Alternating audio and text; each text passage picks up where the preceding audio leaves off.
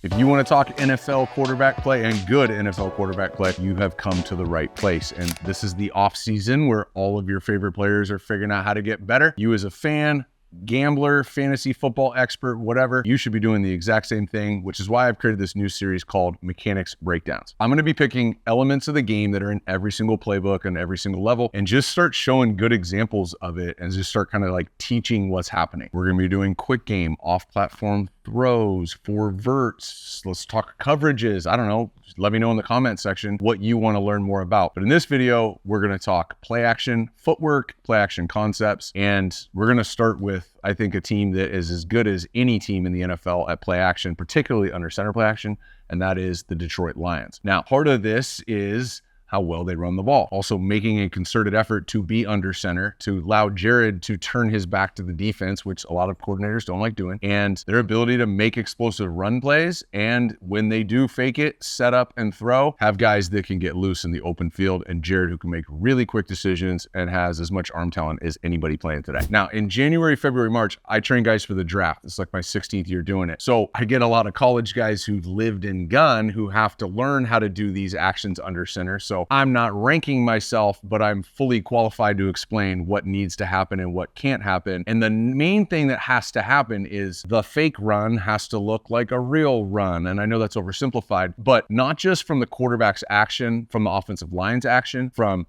the blocking scheme, from that play action mirroring a run play that they have. I know you would assume that everybody does that, but believe it or not, there are teams that have play actions, footwork, and progressions that like they don't have that run play, so the defense gets a tip. And so it is an actual combination of a lot of elements if your team is going to be elite at play action. And in terms of the footwork, the way I count it, I mean, you kind of looks like on TV, if you're a casual fan, like there's 5 or 6 different play actions. I think there's closer to 20. And again, there's people coming up with stuff all the time, but I think it's closer to 20, and that's just to the right. So double it if you want to count going to the left is another one. So there's a lot of complexities to the footwork. There's a lot of complexities to the line play. Are they firing out of their stance? Are they kicking back and pass protection? Are we pulling a guard? Are we pulling the center? Are we having a misdirection by the tight end or the wing or the fullback coming different ways? Is it single back? Are we in gun? There's all sorts of complexities. So when I say that the Detroit Lions are among the best or arguably the best at play action, it's not just Jared. It's not just the back. It's not just the receivers. It's a lot of great strategy and great execution to be able to pull it off effectively on a consistent basis like the Lions have been doing. Without further ado, let's get into the tape. Okay, so let's not worry about down and distance here. All I know is it's probably not 3rd and 10, but they're taking on the Chargers here. Now, pre-snap, I think Jared, I don't know what Jared's thinking, but I've been looking at this. I'm thinking this is quarters. Okay, we got 4 guys deep, 3 underneath. There's nothing right now really telling me that pressure's coming. Now, you could say that this guy is backed up by this guy, but this guy is also the deepest defender. So there's nothing pre-snap that tells me that they're going to have pressure, but oh, they are. This nickel's coming from depth off the slot outside. He's rotating down. He's going to get to single high. And this is really either a just nickel playing cover 3 or Bosa's dropping and they're actioning at him, so we can't really tell. But if he drops, that's actually 33 fire zone. So that's nickel coming. A lot of times that comes nickel Mike coming, and I know it's the nickel and the Mike coming, but when we drop that defensive end, it's really a 5-man pressure, and there's 33. So there's 6 guys in coverage. Now Jared gets up to the line of scrimmage. He taps his helmet. You can see right here, he taps his helmet. So that's 2 plays called in the huddle, and he's either getting to the first play or getting to the second play. Now we can go pass to run to pass, run to run, or pass to pass. So there's a lot of different combinations. Just doing this, you know, Brady used to do this, kill, okay, alert, star. There's all sorts of different things to kind of kill it to that second play or to go with the first play. But Jared, anyways, nonetheless, confirms that we're going with that first play. Think about it. When he got down here, Derwin James is down all the way on the left. So after he confirms it, now they go back to quarters. And at the snap of the ball, we see the nickel coming off the slot and really vacating that. So here's the concept, okay? Amon-Ra is going to come across the field on a shallow cross. He's going to essentially clear out for this dig, okay? If they don't, bring pressure here, okay? And this safety right here gets depth. He's going to carry that seam. Then this guy right here is going to get depth, and now he's in a vertical bind, okay? So a vertical bind is this defender can cover the shallow, or he can get depth and cover the dig.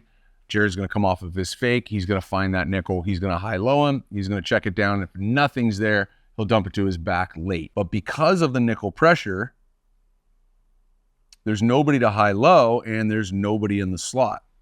Whoever this guy is right here is just lost and getting chewed out on a Monday in team meetings because he let Amon-Ra go straight across the field. So if you see this, big play, down the sideline. It's actually number 11. It's not Amon-Ra. But let's look at the fake. Okay, so here he goes. Here he's going can, right? And that's probably killing it to the second play. Okay. Again, there's nothing about the front. Now, typically zone pressures come from, so if we see this mic's not coming either. Typically that nickel coming off the slot comes to the shade. Now the shade is right here. This guy's a 3 technique. He's outside, maybe even a 4-eye, which means he's just kind of inside of that right tackle's shoulder. But typically it comes to the shade because he's got to get across the center space. He's got to dive down, and we got the nickel coming here. That way we can say gap sound on defense. Flip it over to watch Jared. Okay. So everything about this, look at the movement. When I watch it like this, it really feels like a run, right? I'm actually bringing him all the way across. Jared turns, extends the ball. So when you go, well, how does this guy let number 11 get all the way across the field? Well, it's the play fake. It takes all of the pieces working together. If Jared just kind of like flashes that thing out there and pulls it quick, number 6 is probably going to decide that's not a run and maybe finds 11, and maybe this is a no play. But instead, Jared really sells run. Off hands in his belly, left hand's fully extended, eyes on the back, and right now pulls it, and he starts to get turned to get his eyes backside. I think about right now he sees the nickel because he takes these little chatter steps. Right now he sees the nickel, and he's able to plant, change direction, throw the ball accurately, and now, very accurately, and now we're off down the sidelines. So this is not a bad play by the defense. This isn't a blown anything. This is really good execution by the O-line, the running back, the quarterback from a mechanical standpoint, and they're really selling outside zone here. Okay. Now, again, how do you run outside zone play action effectively? We have to run outside zone effectively. They have to be worrying about it. They have to think that it's coming. And the down and distance helps with that, but effectively doing it. Another thing, good job by the O-line. If any one of these O-linemen get downfield, it's an illegal man downfield. So they have to sell run with the action, but they can't really cross the line of scrimmage.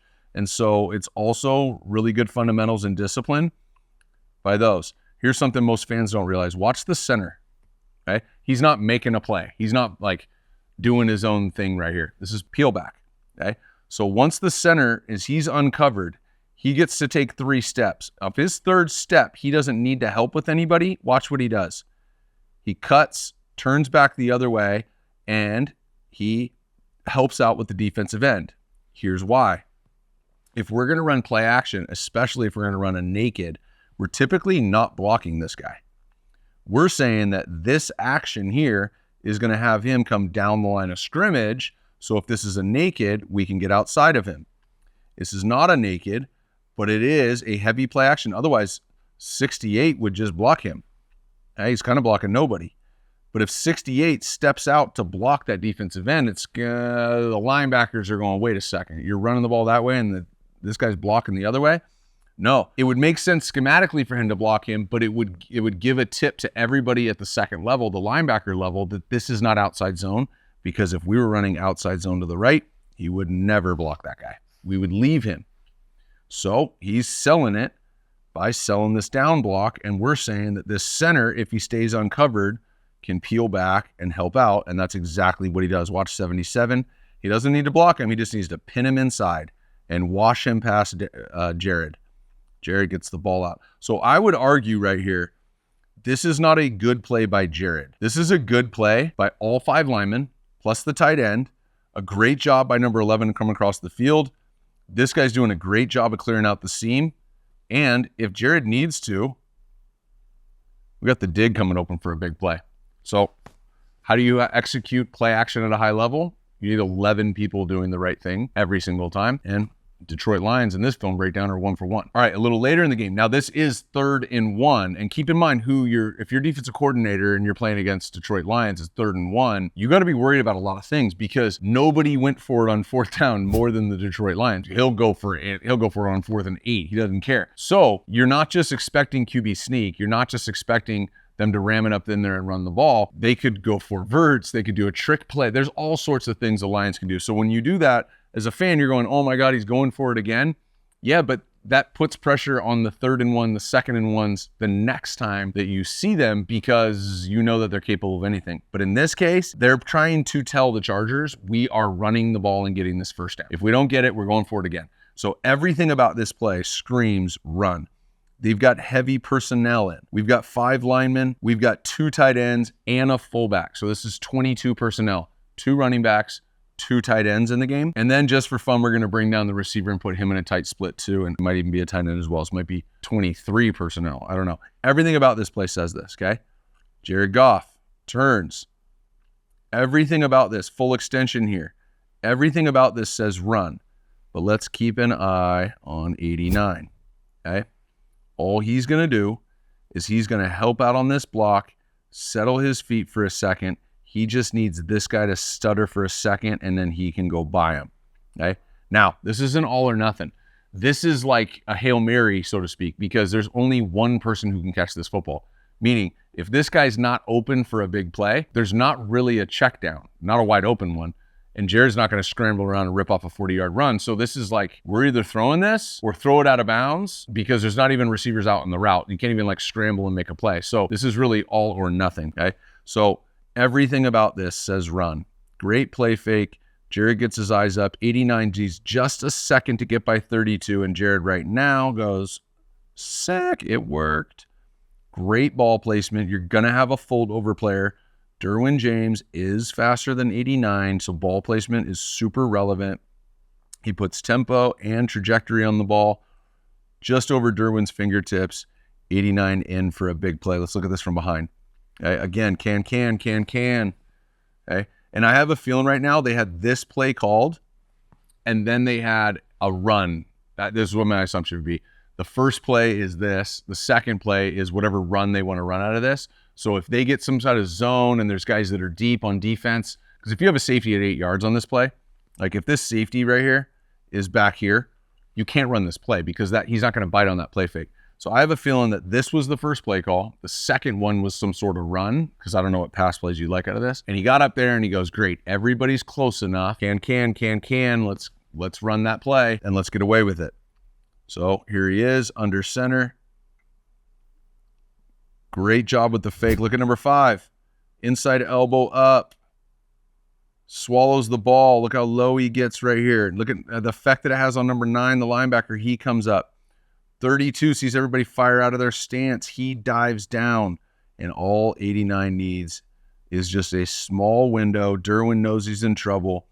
If this ball's anywhere else, Derwin can get a hand on it. Look at this ball placement.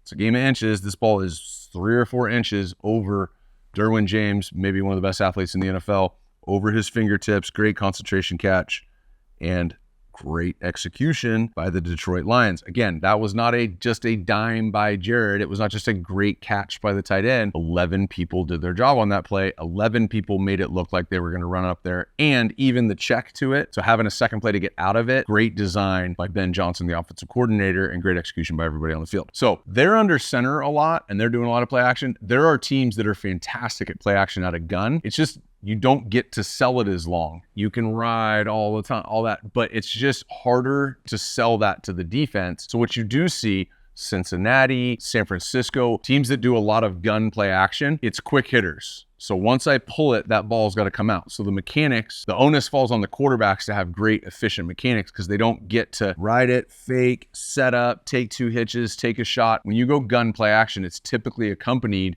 with quicker shots and attacking kind of, the hashes or essentially between the numbers, because we're just trying to get somebody to hesitate for a second and put the ball behind him, over him, or in front of him, and really just isolate individual defenders. These play actions that we showed is really trying to get behind a level of secondary or linebackers. But when it comes to play action, again, how do you get good at play action? You have to have great design and great execution by all 11 people. One of them can't give it away. One of them can't miss a block. And obviously the quarterback and the pass catchers need to be on the same page as well. Detroit Lions going forward on 4th down contributed to that. Running the ball effectively last year contributed to that. And then a lot of credit goes to offensive coordinator on the design, Jared Goff on the execution, and the dudes he's throwing to can freaking go. So they were explosive in the play action pass game. As you think about your favorite team, whatever you learned from this, think about some of the shots that happened last year. Did those things happen? If your team can't get the play action going, you've watched this video now. Is it because of poor design? Is it because they can't run the ball anyways? Or is it because of lack of creativity or execution across the board? I don't know. That's for you to figure out. Hopefully you like these mechanics breakdowns. I'm going to pick different topics every team runs. Maybe you understand the game a little bit better at the end.